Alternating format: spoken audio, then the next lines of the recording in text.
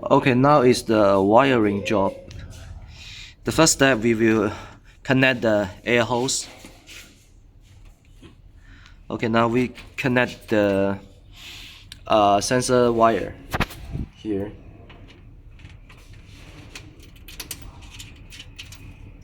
The next is the cable of the motor.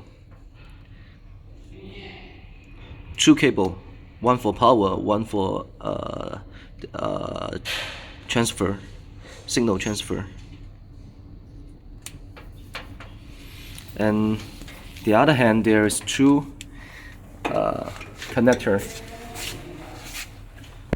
We have a mark here, J2 and J1. Okay.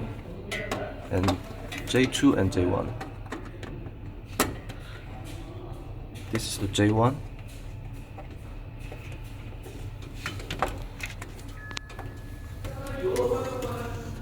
And that is J2.